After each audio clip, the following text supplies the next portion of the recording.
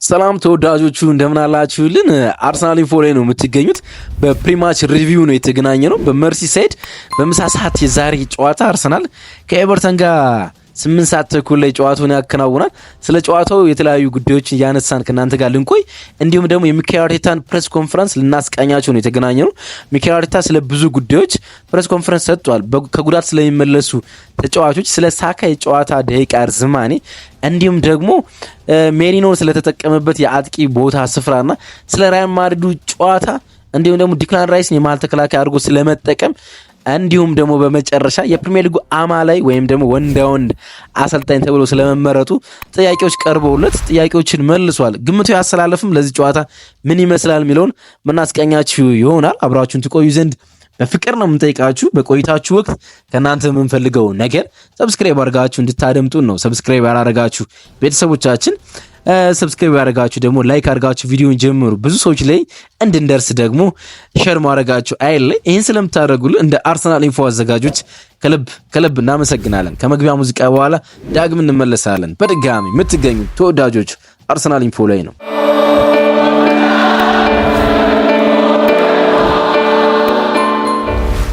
በሚቀጥለው ሳምንት አጋማሽ አርሰናል በሻምፒዮንስ ሊግ የሩብ ፍጻሜ ጨዋታ ከሪያል ማድሪድ ጋር ከሚያከናውነው በጣም ተጠባቂ ጨዋታ በፊት የሚያከናውነው የሊግ ጨዋታ ነው። ከዛ አንጻር በጣም ወሳኝ ነው። በሳምንት ውስጥ የነበሩ ትልቅ አነጋጋሪው ጉዳይ የገብረል ማጋለሽ ጉዳይ ወይም ደግሞ ጉዳትና ምን ያህል ይቆያል የሚለው ነበር። ከሲዝኑ ውጭ መሆኑ ተረጋግጧል። እኛም በኮሚኒቲ ፔጅ ለእናንተ አሳውቀን ነበረ። ነገ ወይም ከነገ ወዲያ ሙሉ በሙሉ የሰርጀሪ ከናወንለትና የሰርጀሪ ሪከቨሪ እንደሚጀምር ነው እንግዲህ የተነገረ። ስለዚህ ከዚህ የውድድር ዓመት ውጭ ነው። በማን ይተካል የሚለው በጣም ኢንተረስቲንግ የሆነ ጉዳይ ነው። በኋላ ያነሳ ነው እንቆያለን ማለት ነው። ከዛ ቀጥሎ ግን በዚህ ሳምንት ጥቂት አነጋጋሪ የነበሩት ጉዳዮች አንዱ አትሌቲኮ ማድሪድ የሪያል ማድሪድ አንዳንድ ተጫዋቾች ላይ ክስ መስርቶ ነበረ። በሻምፒዮንስ ሊግ የጥሎ ማለፍ ጨዋታ ላይ ሪያል ማድሪድ በፔናልቲ ጨዋታውን ካሸነፈ በኋላ የደስታ ስሜታቸውን የገለጹበት መንገድ ልክ አይደለም በሚል አንዳንድ ተጫዋቾችን ከሶ ነበር። አንቶኒዮ ሩዲገር፣ ኪሊያን ምባፔ፣ ዳኒ ሴባዮስ እንዲሁም ቪኒሲየስ ጁኒየር ደግሞ ክሱ ከተነሳባቸው ተጫዋቾች እንዳንዱ ነውና አንዳንድ ሚዲያዎች አስቀድሞ አትሌቲኮ ማድሪድ የከሰሰው ክስ ተቀባይነት የሚያገኝ ከሆነ እስኪ የአውሮፓ ሻምፒዮንስ ሊግ የጨዋታ ቅጣት እስከሚደርስ ወይም ደግሞ የጨዋታ ቅጣት ሊጣልባቸውና በአርሰናል ጨዋታ ላይ ከጨዋታ ውጭ ሊሆኑ እንደሚችሉ ሲዘግቡ ነበረ። ግን ደግሞ ሳይሆኑ ቀርተዋል። ከፍተኛው ቅጣት የተጣለበት አንቶኒዮ ሩዲገር ነው። 40,000 ዩሮ ቅጣት እንዲከፍል ተገዷል። ሌሎቹ ተጫዋቾች 30,000 ዩሮ እንዲከፍሉ ተጠይቋል ማለት ነው። እነዚህ ኢንተረስቲንግ ጉዳዮች ነበሩ በዚህ ሳምንት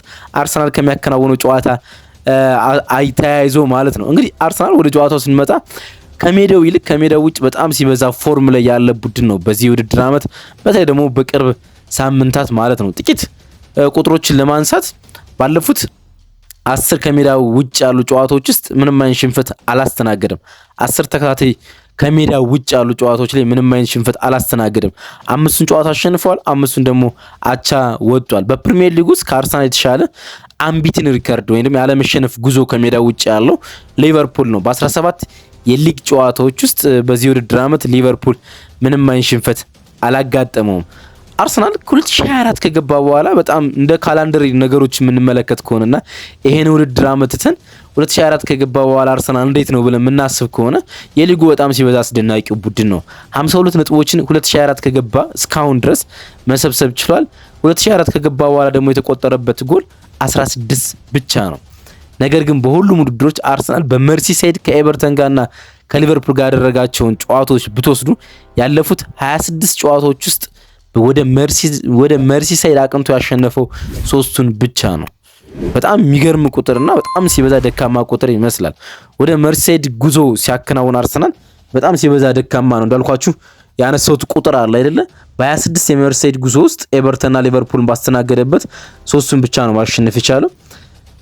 በ10ሩ አቻ ወጥቷል፣ በ13ቱ ደግሞ ተሸንፏል ማለት ነውና ያን ያህል ደካማ ሆኖ ነው የሚገኘው። ከዛ በፊት መርሲሳይድ ግን ካደረጓቸው 7 ጉብኝቶች 6ቱን አሸንፈው ነበረ። ከዚህ ቁጥር በፊት የነበሩትን 6 አጋጣሚዎች ብንወስድ ግን ወደ መርሲሳይድ ያቀናባቸውን ጨዋታዎች ከ7ቱ 6ቱን አሸንፈው ነበረ። ሌላ ቁጥሮችን እናንሳ። እንግዲህ ከኤቨርተን ጋር በሚደረጉ ጨዋታዎች ውስጥ በጣም የተሻለ ቁጥር ያለው የአርሰናል ተጫዋች ማን ነው ካልነ ልንጠራው የምንችለው ተጫዋች ካፒቴን ማርቲን ኦዲጋርድ ነው። ምክንያቱም ካለፉት 7 ጨዋታዎች ውስጥ በ5 የጎል ተሳትፎ ስላረገ ማለት ነው። 3 ጎልና 2 አሲስት አለው። ስለዚህ በዚህኛውም ጨዋታ ከሚጠበቁ ተጫዋቾች አንዱ ማርቲን ኦዲጋርድ ነው። ጥቂት ስለ ኤቨርተን እናንሳ። ኤቨርተን ባለፉት 13 የፕሪሚየር ሊግ ጨዋታዎች ውስጥ አንድ ሽንፈት ብቻ ነው ያለው። ባለፉት 13 የሊግ ጨዋታዎች ማለት ነው አንድ ሽንፈት ብቻ ማለት ነው። በሊግ አጠቃላይ ሳይሆን በጉዲሰን ፓርክ በሜዳው ያከናወናቸው ጨዋታዎች ማለት ነው። ዴቪድ ሞይስ ምን አይነት ለውጥ እንደፈጠረ በኤቨርተን ቤት የሚያሳይ ይመስለኛል። 4 ጨዋታዎችን አሸንፎ በ7 ጨዋታዎች ደግሞ አቻ ወጥቷል ማለት ነው። ነገር ግን ባለፉት 3 ተከታታይ የሜዳው ላይ ጨዋታዎች ግን ምንም ጨዋታ አላሸነፈም። 3ቱንም ጨዋታዎች አቻ ነው የወጣ። አልተሸነፈም እርግጥ ግን ደግሞ አቻ ነው የወጣ። ለመጨረሻ ጊዜ 4 ተከታታይ የሜዳው ጨዋታውን አቻ የወጣ ከፌብሩዋሪ 2015 ከጃንዋሪ 2015 ከፌብሩዋሪ 2015 ነበረ። አሁን ከአርሰናል ጋር አቻ የሚለያይ ከሆነ 4 ተከታታይ ጨዋታዎችን አቻ የሚለያይ ከ2015 በኋላ ለመጀመሪያ ጊዜ ይሆናል ማለት ነው። በአርሰናልና ኤቨርተን ጨዋታ ውስጥ አንድ ተጫዋች መጠቀስ ያለበት ይመስለኛል። በተለይ ደግሞ በኤቨርተን ወገን ማለት ነው አሽሊ ያንግ። ምክንያቱም አሽሊ ያንግ አሁን ካለው የኤቨርተን ስብስብ ውስጥ ከአርሰናል ብዙ ጎል ያስቆጠረው ተጫዋች ነው። ስንት ይመስላችኋል? 2 ጎል። ሁለቱም ጎሎች ግን ማስቆጠር የቻለው የማንቸስተር ዩናይትድ ተጫዋች በነበረበትና እንዲሁም ደግሞ ማንቸስተር ዩናይትድ አርሰናል 8-2 ባሸነፈበትና ሁላችንም አርሰናል ደጋፊዎች ከማንረሳው ሽንፈት ውስጥ ያኔ በዛ ጨዋታ 2 ጎል አስቆጥሯል። ከዛ በኋላ ጎል ማስቆጠር አልቻለም። አሁን ያሉት የኤቨርተን ሁሉም ተጫዋቾች አርሰናል ላይ በድምር 2 ጎሎችን እንደ ኢንዲቪጁዋል ማስቆጠር አልቻሉም ማለት ነው። ያን ያህል ደካማ ሪከርድ ነው ያላቸው። ግን አሽሊ ያንግ ሌላ በጣም ጠንካራ ሪከርድ አለው። 10 ቢጫ ካርዶችን በአርሰናል ጋር በተደረገ ጨዋታ ተመልክቷል። አንድ ተጫዋች ከአርሰናል ጋር በተከናወነ ጨዋታ ብዙ ቢጫ ካርድ ከተመለከቱ 2 ተጫዋች ቀጥሎ ከፍተኛው አሽሊ ያንግ ነው። ምክንያቱም ኬቨን ዴቪስ የቀድሞ ተጫዋች ኬቨን ዴቪስ 11 ቢጫ ካርዶችን ከአርሰናል ጋር ባረጋቸው ጨዋታዎች ተመልክቷል። እንዲሁም ደግሞ ማርክ ኖብል የዌስት ሃም አማካኝ አሁን ኳስ ያቆሙ እንዲሁ ከአርሰናል ጋር 11 ቢጫ ካርዶችን ተመልክቷል። ከነዚህ ቀጥሎ ብዙ ቢጫ ካርዶች የተመለከተው በአንድ ቡድን ውስጥ አሽሊ ያንግ ነው። ከአርሰናል ጋር 10 ቢጫ ካርዶችን ተገናኝቷል ማለት። ስለዚህ ከአርሰናል ጋር መጫወት አብሶ እንደሚከብደው የሚያሳይ ቁጥር ይመስለኛል ይሄኛው። ኤቨርተን ከዲሴምበር 2020 ጥቂት የእርስ በርስ ግንኙነቶችን ለማንሳት የሚኬል አርቴታን ፕሬስ ኮንፈረንስ ከመቃኘታችን በፊት ማለት ነው ከዲሴምበር 2020 እስከ ፌብሩዋሪ 2023 በ5 የሊግ ጨዋታ 4ቱን አርሰናል ማሸነፍ ችሎ ነበር። ደግምላችኋለሁ አድማጮቻችን፣ የሚገርም ቁጥር ስለሆነ ማለት ነው። ከዲሴምበር 2020 እስከ ፌብሩዋሪ 2023 የኡናይ ኤምሬ ዓመትና የመጀመሪያዎቹ የሚኬል አርቴታ የመጀመሪያ 2 ዓመታቶች ውስጥ በ5 የሊግ ጨዋታ 4ቱን ኤቨርተን ማሸነፍ ችሏል። አሁን ግን ያለፉትን 4 ጨዋታዎች ብትወስዱ አርሰናል 3ቱን ሲያሸንፍ አንድ አቻ ተለያይቷል። የአርሰናል ወደ ዋንጫ ፉክክር ከመጣ በኋላ ኤቨርተን አርሰናል ማሸነፍ እንዳልቻለ የሚያሳይ ቁጥር ነው። የመጨረሻ ግንኙነታቸው በኤምሬት 0-0 የተጠናቀቀው ጨዋታ ነበረ።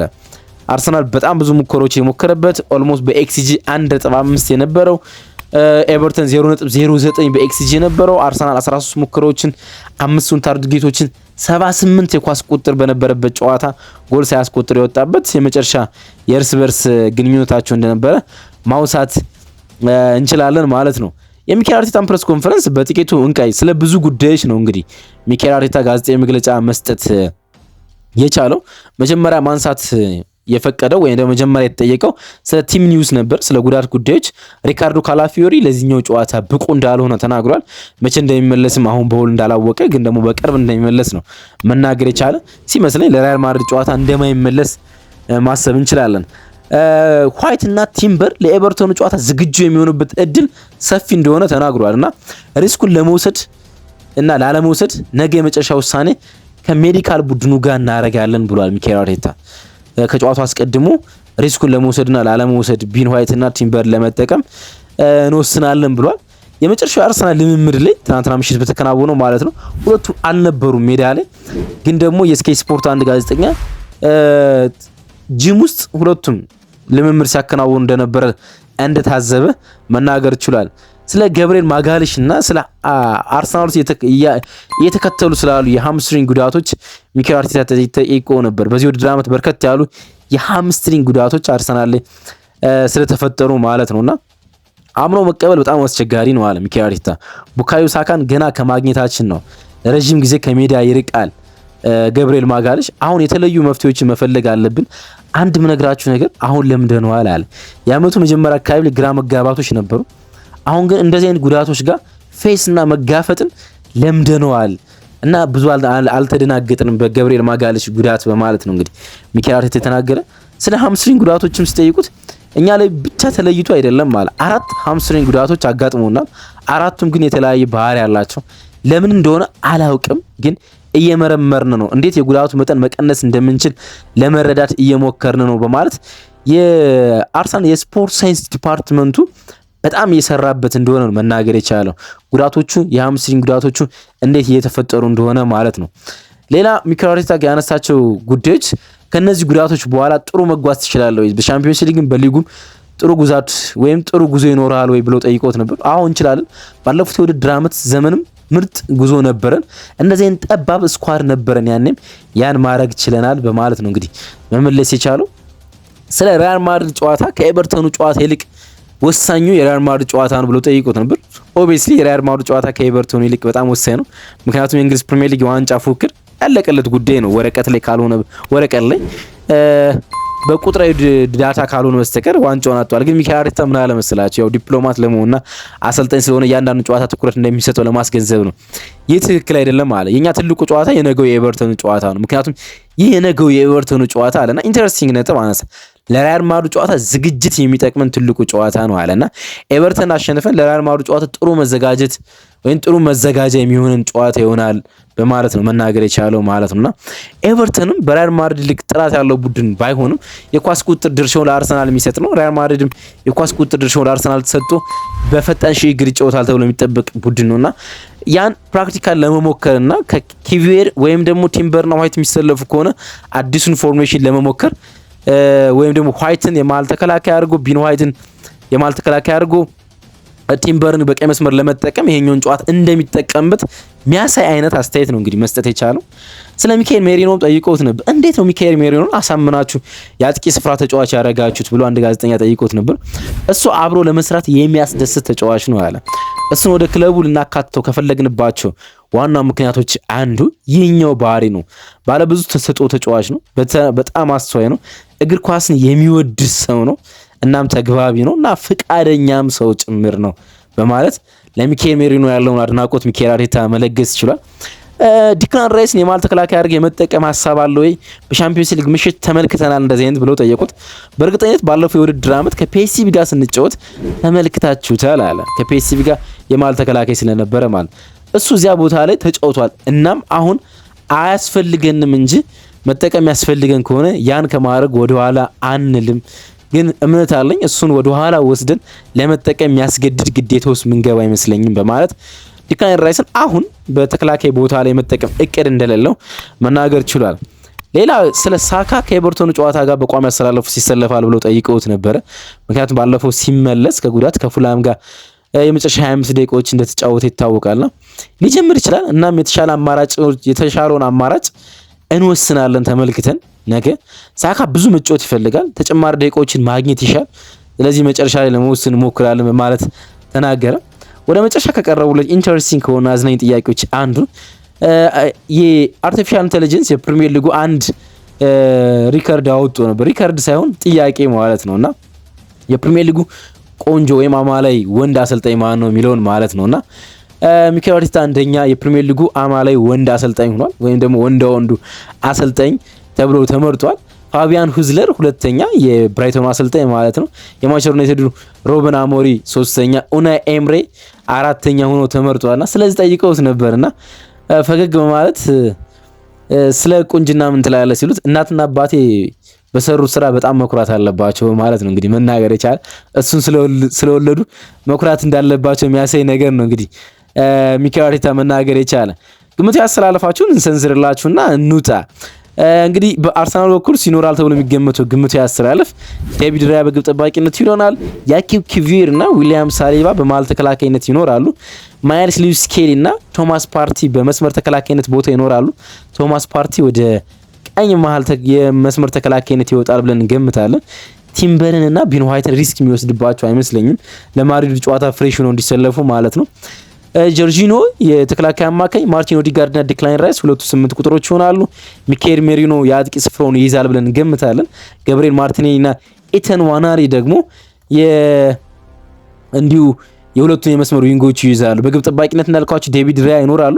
ዴቪድ ራያ የዚህ ወር የፕሪሚየር ሊጉ ቤስት ሴቨር ወይም ደግሞ ምርጥ ኳስ አስቀረ ሆኗል። ከማንቸስተር ዩናይትድ ጋር በተከናወነው ጨዋታ ላይ የብሩኖ ፈርናንዴዝን ያችን አስደናቂ ሴቭ የወሩ ምርጥ ሴቭ ሆና ተመርጣለታለች። ኦፕታ ጨዋታውን የማሸነፍ ግምት ለአርሰናል ሰጥቷል። ጨዋታውን አርሰናል በ53.2% የማሸነፍ ግምት አለው ብሏል። ኤቨርተን ደግሞ 20.8 ይህን ጨዋታ የማሸነፍ ግምት አለው ብሏል። ጨዋታው ባቸው ውጤት የመጠናቀቅ እድሉ 26% ነው ብሏል። እናንተስ የጨዋታ ግምታችሁን አስፍሩልን እስኪ። አርሰናል ይህን ጨዋታ በምን ያህል ርቀት ወይም በምን ያህል ውጤት ያሸንፋል? ግምቶቻችሁን አስቀምጡልን፣ ሀሳቦቻችሁንም እንዲሁ ማለት ነው። አብራችሁን ስለነበራችሁ ከልብ እናመሰግናለን።